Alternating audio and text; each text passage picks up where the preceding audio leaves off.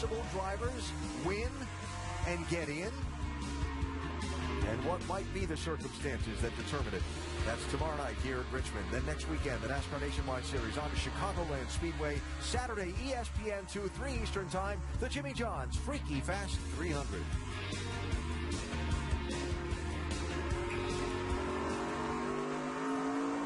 So Kyle Busch has led every lap in this one so far tonight. 34 laps to go. Yes, it's happened before in the NASCAR Nationwide Series.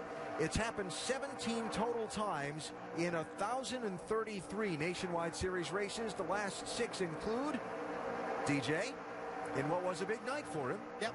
First, Nationwide Series win of my career there, Orange County. Known as the Busch Series back then. Dale Earnhardt Jr., that race at Daytona in July of 03. And tonight, Kyle Busch has led all of them so far.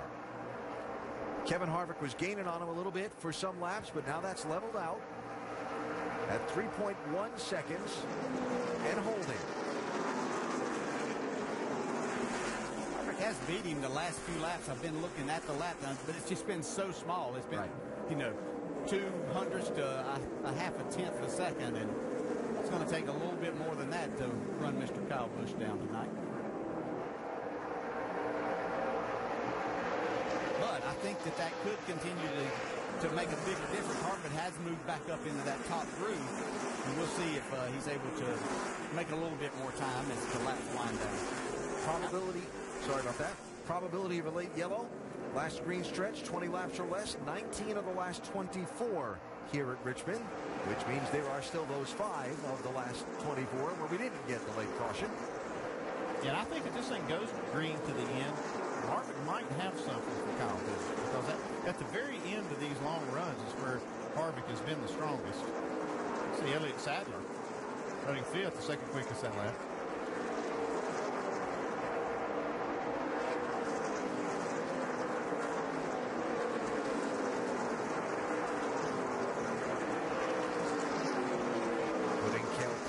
Second lap down is Kyle Busch. Talked to Adam Stevens, Kyle's crew chief at Atlanta last weekend, about this little summer dry spell they've been in. Again, they've been a factor in almost every single race for the win.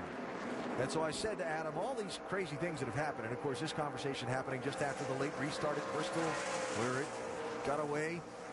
I said, is it in the least bit frustrating? He said, oh no, it's very frustrating, because we should have won a lot more races and we expect to win a lot more based on what we've done in the past. They have obviously hit on something here tonight, a little better than most where this new tire combination is concerned, and they're getting it done at a place where back in April they were overmatched and outnumbered by the Junior Motorsports cars. Yes, and it didn't sound like it was very easy either. They went through that first practice session struggling, and then the rains came. They didn't get the changes, all of them done, that they wanted to make and to evaluate them. But they put them on the car for qualifying tonight with a gamble that it was going to work, and it's worked really well all night. It's on the pole and led every lap. And so they turned the right screws on that car.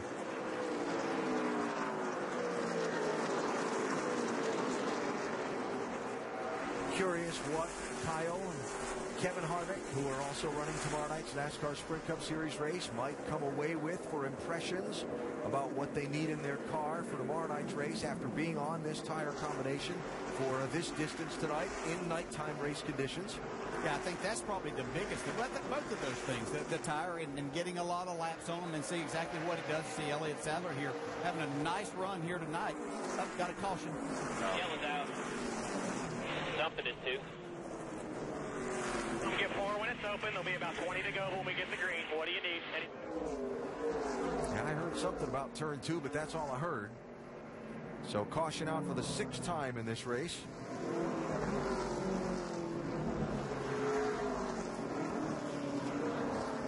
I think somebody might have gotten up against the wall down at that end of the racetrack. Andy, you got a new tire. You're data telling you whether 2 tires might work.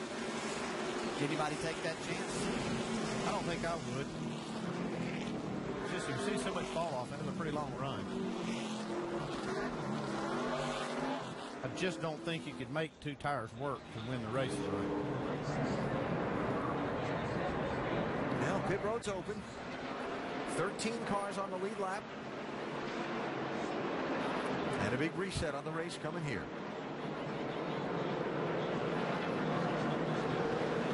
Watch to see if we have any gamblers. Doc? Tape on the grill, one round, half round up on the track bar. Going to add some air to try to get the car to become a short run car, and 3 seconds of fuel. Vince. They talked about a chassis adjustment for Kevin Harvick, and instead they're going to go with just 4 tires. He said, we don't have a good short run car. We'll see what they have to the finish, Dave. Tires only for Blaney. They need to fix that car. It's worse everywhere. As for Kyle Busch, tires and fuel free off the corner was Kyle's complaint. We'll see if they've added a little something to the end of this race. Slow pit stop there on the 22, going to cost them some ground. But Kyle Busch holds the lead. Just over 20 laps to go in Richmond.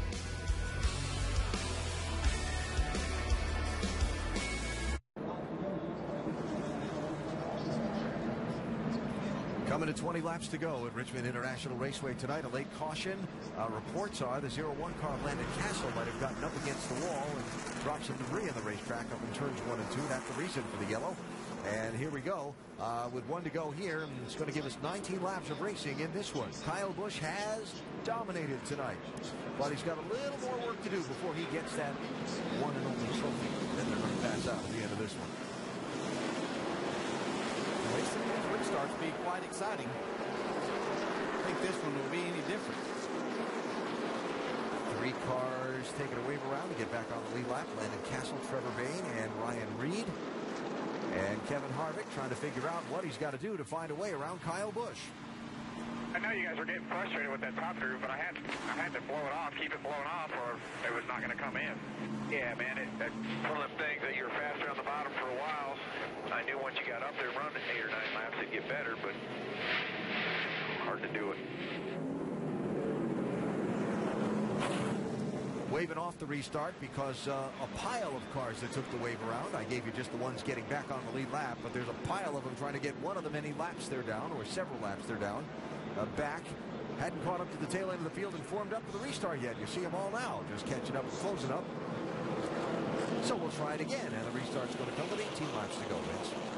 Well, Kevin Harvick definitely did not want that yellow because they felt like they were about a tenth and a half faster than Kyle Busch each lap. That was their only chance from Harvick's perspective because they just have not had a short run car at all. Ernie Koch made air pressure adjustments, went up on the air pressure, all 4 corners on the car, hoping that Kevin can have a little bit better short run car here. Doc?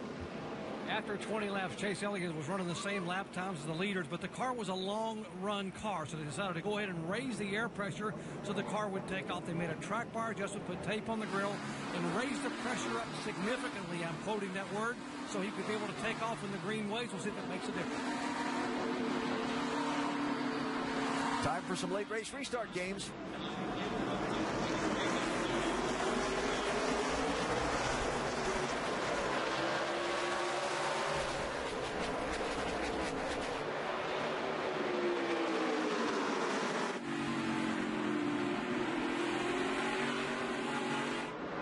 Jam up. Elliott Sadler slipped in turn 2. They're scattering around him.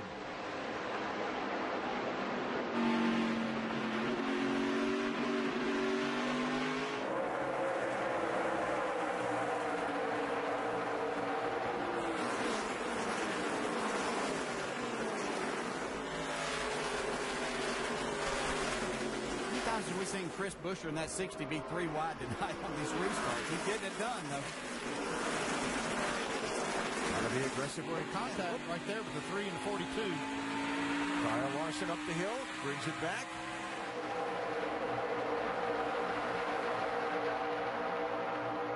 Larson's night kind of went away in that long green flag stretch we had middle of the race when he fell back.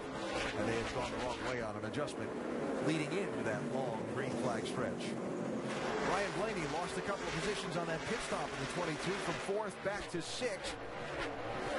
Racing now for 5th and 4th with Ryan Blaney.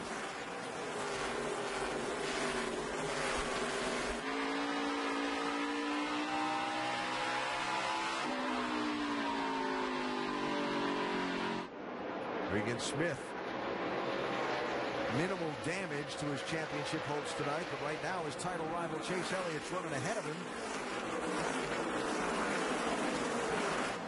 And that seems his issue every week is, Chase might not be opening up and Regan's having decent runs. We see this battle for 4th and 5th continue. But at some point, Regan Smith and his team are going to have to figure out how they outrun that 9 car to start that deficit going the other way and closing it up. Remember, as the 22 passes the 2, that Owners Championship, so much emphasis placed on that by the Penske and Joe Gibbs organizations. They started the night with 15 points between the top 2. Right now, that gap stands at 18 as they run with these 12 laps to go. Well, Kyle Busch got it going on the restart, got away from Kevin Harvick. And a pattern that we've seen through the race is that 5 car takes a while to get wound up and get going. He lost 2nd place to Chase Elliott in the restart shuffle. Yeah, I think that last caution really killed the 5 car's chances of winning the race, because I believe his car was going to come around at the end of the long run. Not going to have a long run now.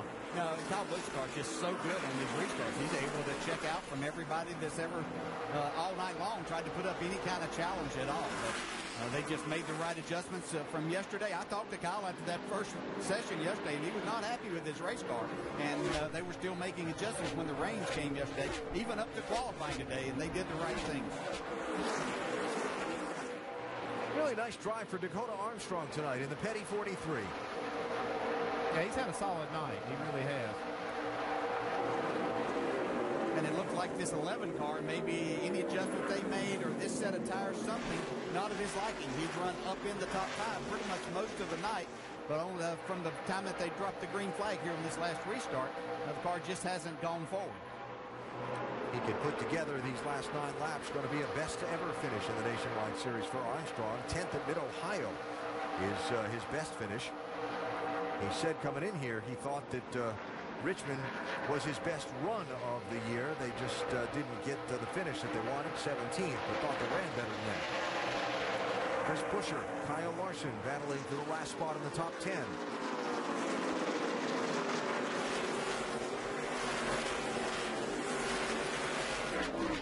And Dylan Kwasniewski and Matt Kenseth behind them. When we were watching Kenseth and Kwasniewski earlier, I was thinking to myself, Matt was up as high as 3rd earlier in this one. That's gone away. Yeah, just kind of lost the handle, and then they lost some spots on pit road that last time, too.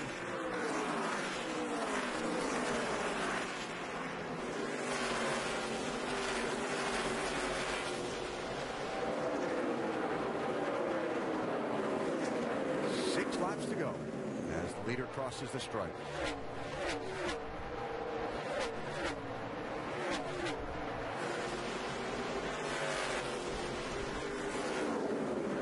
Looking for his 4th win of the season.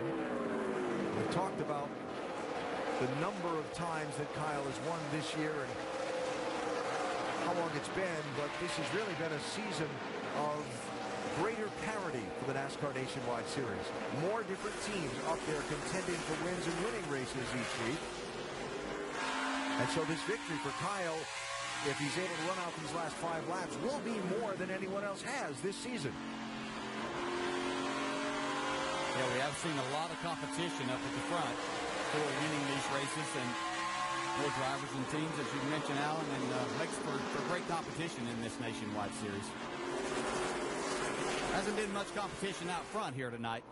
He's put a spanking on him, kind of like Kevin Harvick did last week at Atlanta. Yeah.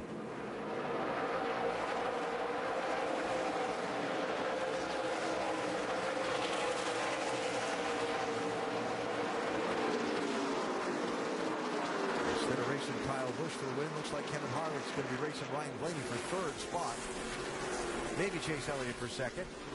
But Blaney reeling that 5 in as we get down to the final couple of laps. A lot of traffic ahead for these race leaders. 2 to go now.